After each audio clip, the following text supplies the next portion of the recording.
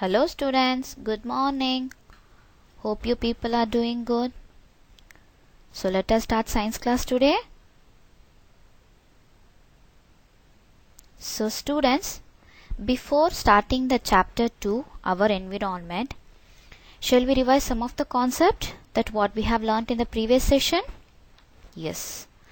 So in the previous session we learnt about concept of biosphere, yes, the laws of ecology, then population, organization. So in organization we learnt about levels of organization, ecosystem, species and biotic community. So come let us learn more about this chapter. Shall we start? Learning objectives. So in this session we are going to learn about the types of ecosystem and the components of ecosystem, autotrophs and heterotrophs. Next is trophic levels and ecological pyramids, pyramid of biomass, pyramid of energy, and the last final one is biomagnification. So first we are going to start about the ecosystem and the types of ecosystem. So before we start up the types of ecosystem, just we'll revise what is ecosystem. So students, in the previous session we learnt about ecosystem. So ecosystem is defined as the area in which a community lives with interactions taking place among the organisms between the community and its non-living physical environment. Physical factors is nothing but example light, heat, soil, etc. Got it? An ecosystem is formed by the interaction between all living and non-living things. Now shall we see about the types of environment? Types of ecosystem. So in the ecosystem we have two types. One is natural, another is artificial. Natural is nothing but which occurs naturally in nature, and artificial is nothing but man-made ecosystem. So in natural ecosystem it is classified into two types. One is terrestrial ecosystem and the other is aquatic ecosystem. So examples for terrestrial ecosystems are like grasslands, forest, desert, etc. An aquatic ecosystem. Aquatic ecosystem or examples like lake, pond, ocean, rivers we can take. In this they are classified into two categories. One is lentic. Lentic is nothing but stagnant water like lake, pond, etc. And another is like lotic. Lotic is nothing but flowing water. Flowing water example river, ocean, sea, etc. And coming about artificial. So artificial I said it is a man-made ecosystem. Example a cropland, garden, aquarium, park, kitchen garden. These are the examples for artificial ecosystem. Now shall we learn about the components of ecosystem?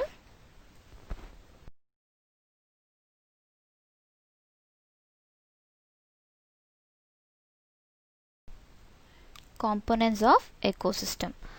Students, you know that ecosystem should have two main basic components that are non-living and living components interacting with each other, right? So the non-living components are also called as abiotic factors and the living components are called as biotic factors. So it can be like physical factors and chemical factors. So the living component and the non-living component or together forms the components of ecosystem. So physical factor and chemical factor, you know already you have learnt about the physical factors. Physical factors is nothing but examples already I have said light, heat, soil, etc. And the chemical factors include organisms and inorganic components. Students, do you know that plants are called as autotrophs? Right? We have learned in the previous class. And why are they called as autotrophs? Yes, because they can make their own food by the process of photosynthesis using carbon dioxide, water, sunlight and chlorophyll. And green plants are called as producers. Why? Why? Because why they are called as producers? Because they can make their own food. So apart from the green plants, even algae also belongs to these categories. And next, talking about the heterotrophs.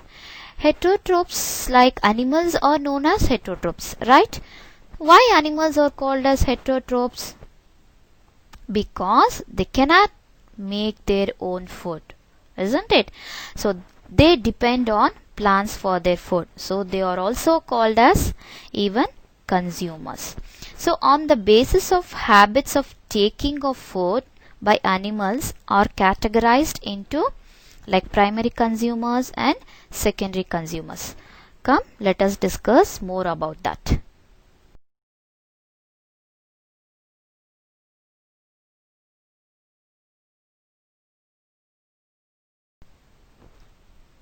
Primary consumer, secondary consumer and tertiary consumers.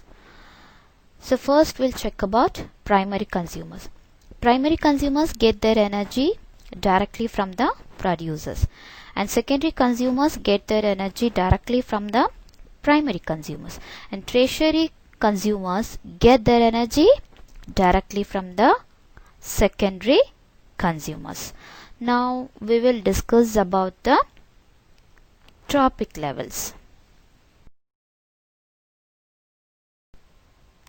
So what is trophic levels? Like each level in an ecosystem is described as the trophic level, in which organisms are interacting with each other for their food. Example, the first trophic level consists of producers, and the second trophic level consists of primary, and the third trophic level consists of secondary consumers, and the fourth trophic level consists of tertiary consumers. So since the transfer of food energy decreases at every trophic level, the number of trophic level also decreases.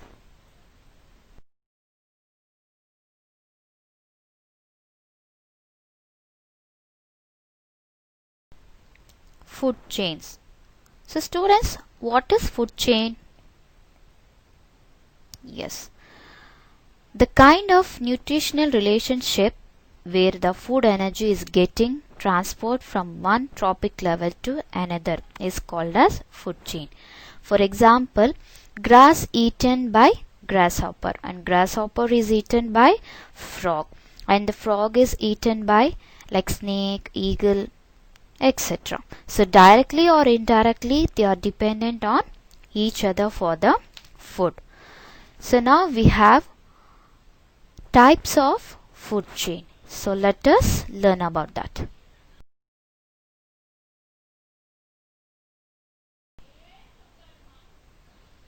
Students, in food chain, as I said, it can be classified into the following types. Like first is grazing food chain, or we can say it as herbivorous food chain. So here the primary consumers are plant eating consumers. And come, let us see what is predator food chain. Predator food chain. So predator is an animal that hunts and eats other animals, right? And the prey is the animal that gets eaten by the predator. So in the food chain below, what you are seeing? Yes, the frog is predator and the grasshopper is its prey. And then the hawk is a predator and the frog is its prey.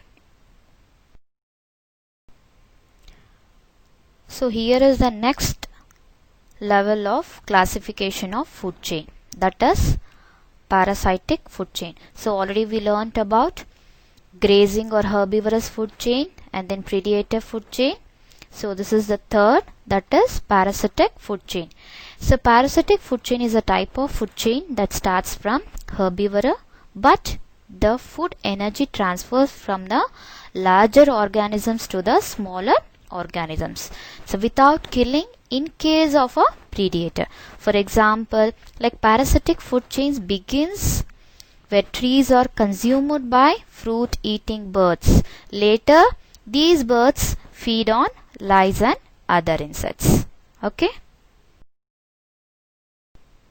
So next is detritus food chain. So detritus food chain is a type of food chain that starts with dead organic materials. So the dead organic substances are decomposed by microorganisms. The organisms that feed on dead organic matter is known as detritus or decomposers. Example, like when dead organic waste is consumed by microscopic organisms like bacteria or fungi, then later these microscopic organisms are consumed other detritivorous organisms like snails, earthworms and so on. So students, we already learnt about food chain. So what is food web? Yes, the interconnected of food chain is called as food web. So now we are going to see about the energy flow in an ecosystem. So come, let us learn it in a flow chart. Students, this is the flow chart of an energy flow in an ecosystem. Sun. So using the sun's energy, plants can make their own food, that is known as producers, and these producers lose some of the energy in the form of heat, and the producers can be eaten by consumers. Next, the consumers also lose their energy in the form of heat. Again, the producers can be eaten by the decomposers, and the decomposers also lose their energy in the form of, right, it is heat. And again, these decomposers form inorganic nutrient pool. Okay. Quaternary consumers. Quaternary consumers are often top predators within the environment, and they eat the tertiary consumers, and the quaternary consumers are at the top in the food chain. For examples, lion, polar bear, humans and hawks. Now we will learn about ecological pyramids. Now we'll learn about ecological pyramids. So ecological pyramid is a graphical representation of the relationship between different organisms in an ecosystem. So in an ecological pyramid, so producers occupy the base and the different levels of consumers occupy the successive tiers, and the tertiary consumers will be at the top of the pyramid. So in the ecological pyramids we have two types, that is pyramid of numbers and pyramid of biomass. So first we will check about the pyramid of numbers. So pyramid of numbers, this shows the number of organisms in each trophic level without any consideration for their size. So these type of pyramid can be convenient as counting in often a simple task and can be done over the years to observe the changes in the particular ecosystem. So now we will discuss this with a diagram of upright pyramid.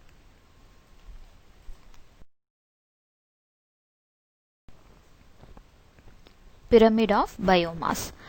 So first we will know about biomass. The total amount of dry weight of living or organic matter in an ecosystem at any time is called as biomass. A geographical representation of biomass present sequence-wise per unit area of different trophic levels with producers at the base and trophic carnivorous. It is called as pyramid of biomass. In terrestrial habitat, the pyramid of biomass is upright or straight. So there is a maximum biomass at the producer's level, and it goes on decreasing to the top of carnivorous level. So next we will learn about the pyramid of energy. Pyramid of energy.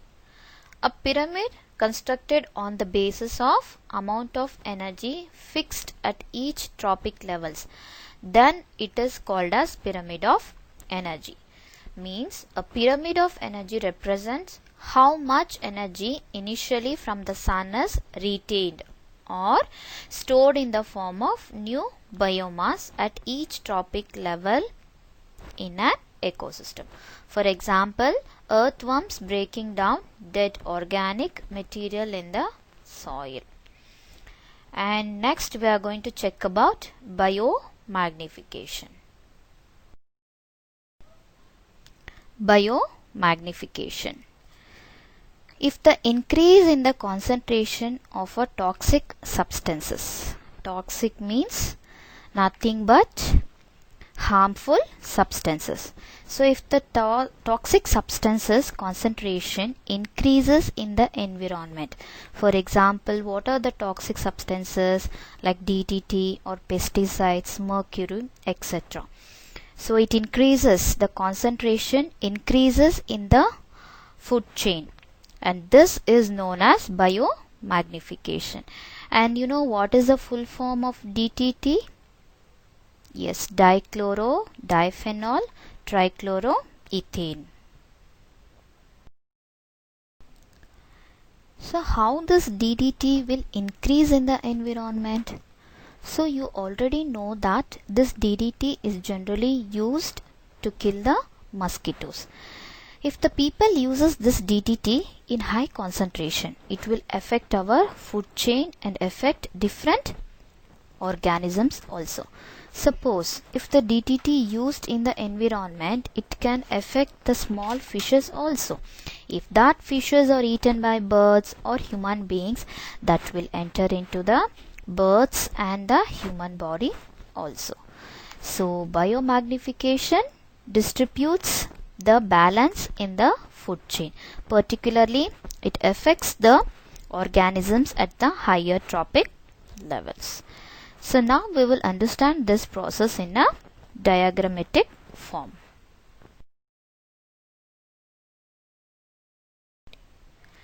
DDT concentration at different trophic levels.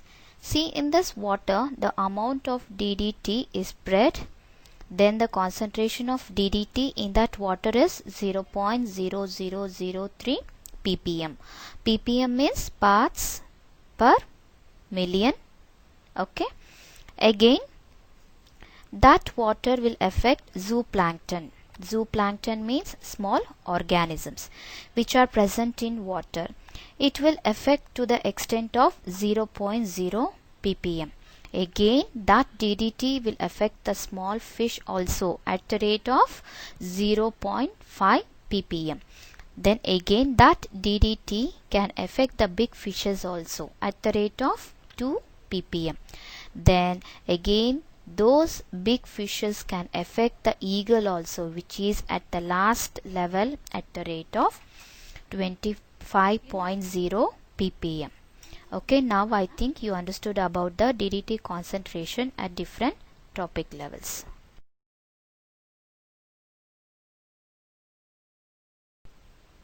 Students, here is a recapitulation about the chapter. So what are all we have learned in this session? Like types of ecosystem, natural and artificial ecosystem, and the components of ecosystem. So in the components of ecosystem we learned about autotrophs, heterotrophs, then primary, secondary, tertiary consumers, then about the trophic levels, then in the food chain like grazing, parasitic food chain, predator food chain, detritus food chain, and so on.